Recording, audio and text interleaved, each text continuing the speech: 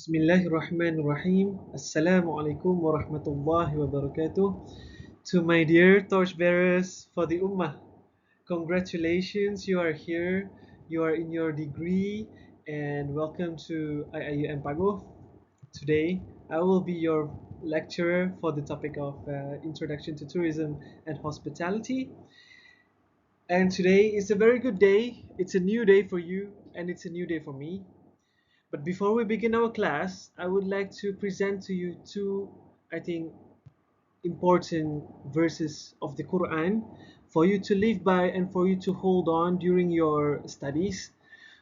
Whenever you face hardship, you should always remember on these verses to stay on track as you go on and finish your degree. Bismillahirrahmanirrahim. قل سيروا في الأرض ثم انظروا كيف كان عاقبة المكذبين. Allah says, travel throughout the land and see the fate of the deniers. Surah Al-An'am, Ayah 11. Allah then said again in another surah, قُلْ سِيرُوا فِي الْأَرْضِ فَانظُرُوا كَيْفَ بَدَأَ الْخَلْقِ ثُمَّ اللَّهُ يُنْشِئُ النَّشْأَةَ الْآخِرَةَ إِنَّ اللَّهَ عَلَى كل شيء قدير. Allah says, O Prophet, travel throughout the land and see how He, Allah, originated the creation. Then Allah will bring it into being one more time. Surely Allah is the most capable of everything. So based on this ayah, it is commanded to us Muslims to travel throughout the land, throughout the world, to travel and to see how the deniers are behaving and how Allah created the beauty of the land so that we will learn and we will study upon it. So, whenever the next time you meet people and they ask, what are you doing currently? What are you studying? You should say that you are currently studying in sustainable tourism and also present them this ayah so that they won't ask you whether what you are doing currently will benefit the ummah or not. So, as the introductory part is finished, let's move on to the next part of our plan for today, which is the main topic, the introduction to tourism and hospitality.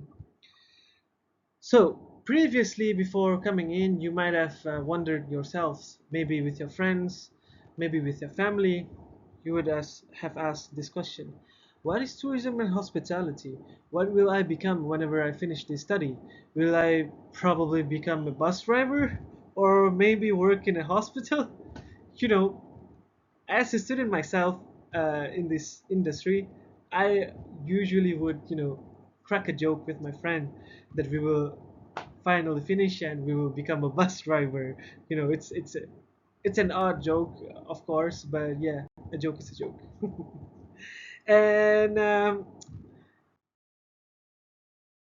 tourism, by the definition of the United Nations World Tourism Organization, which is the main organization that we need to study upon and we need to reflect upon, they defined tourism as the activities of a person or persons, meaning groups, to travel and stay to places outside their usual environment for not more than 1 year.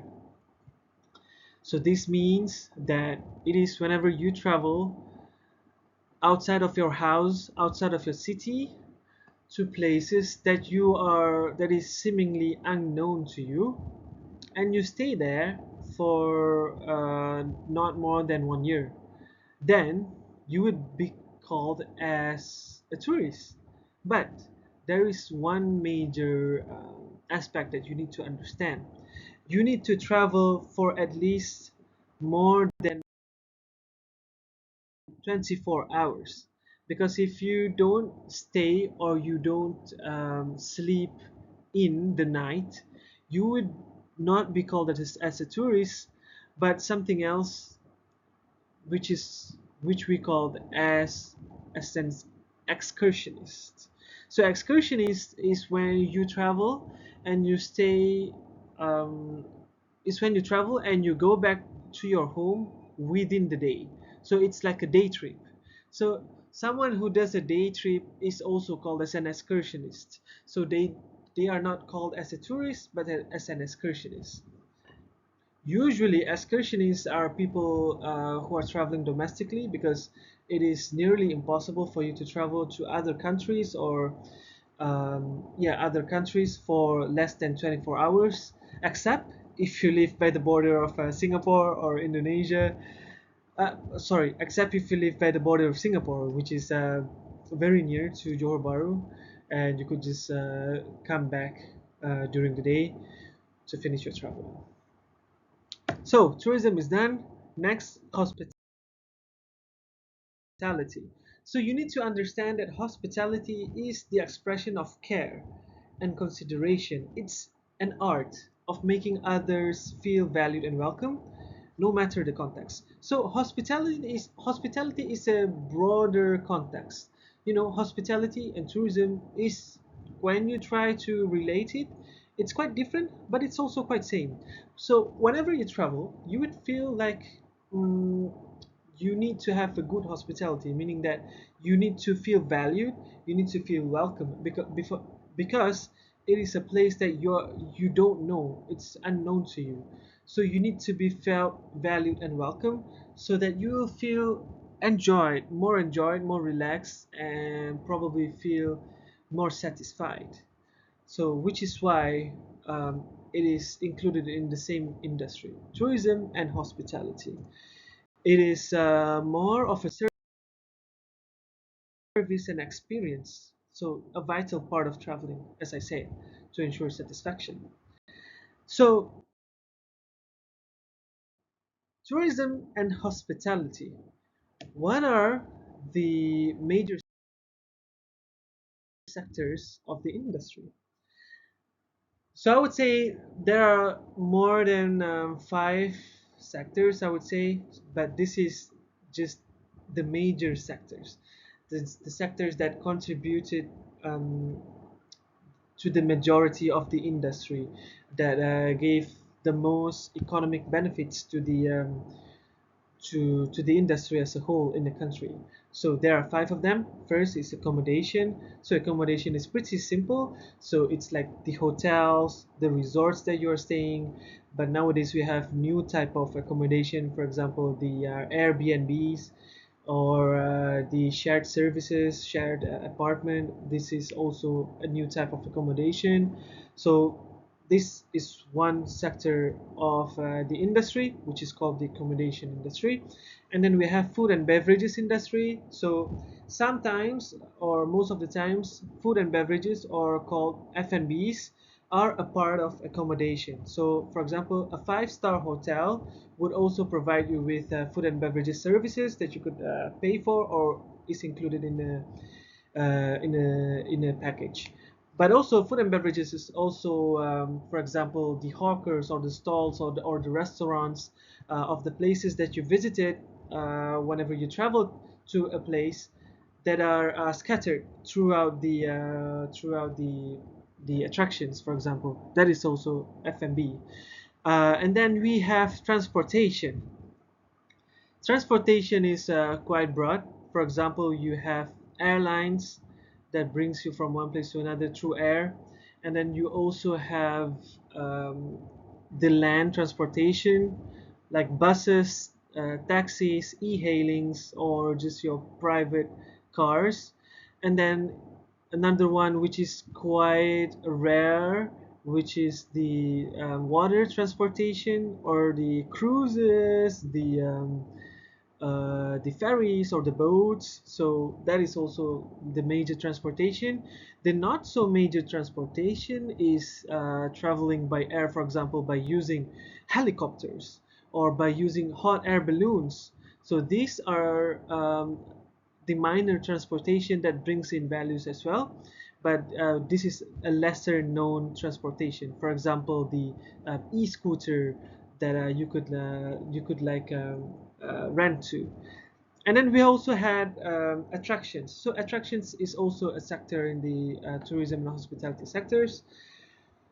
So attractions, for example, you go to the Taman Negara Pahang or Zoo Negara in Kuala Lumpur. So that is an attraction, a place where people could go into and experience new things. That is also a motivation for people to go to. And then lastly is the travel services. So travel services is basically the services where you purchase your ticket on. For example, you purchase your ticket on booking.com. So booking.com is an online travel advisor or OTA, but there is also a travel advisor which is offline. For example, you could go to their booth and buy a ticket or buy a transportation services for you to go to your place that you wanted to visit. So that is travel services. So there's a lot more sectors in the industry, but we will explore on this further on later. Later, I mean, probably on the next classes or the classes after that.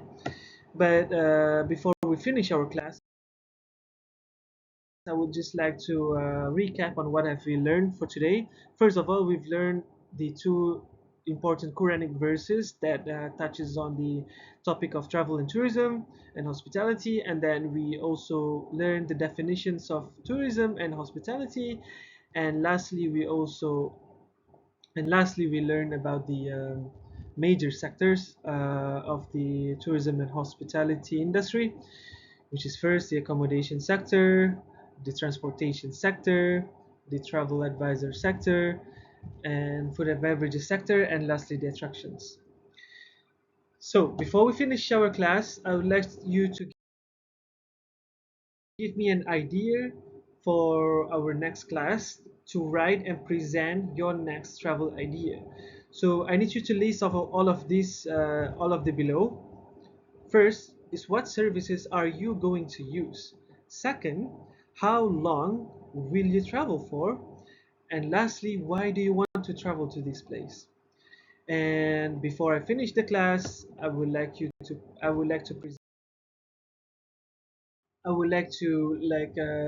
read this quote from Ibn Battuta, which is one of the scholars that travel throughout the land, throughout the world. So if you want someone to be a role model in the tourism industry, don't pick someone from the Western world. I mean, it's okay, but it's better if you could pick someone who is from our Islamic world, which is Ibn Battuta, which he said, "Who lives sees, but who travels sees more," which is not wrong. And I feel like this is such a beautiful quote. And with that, I end my presentation and my teachings of the day. And if there is any questions, please give me. And feel free to contact me for any questions. And yeah, see you again. Assalamualaikum.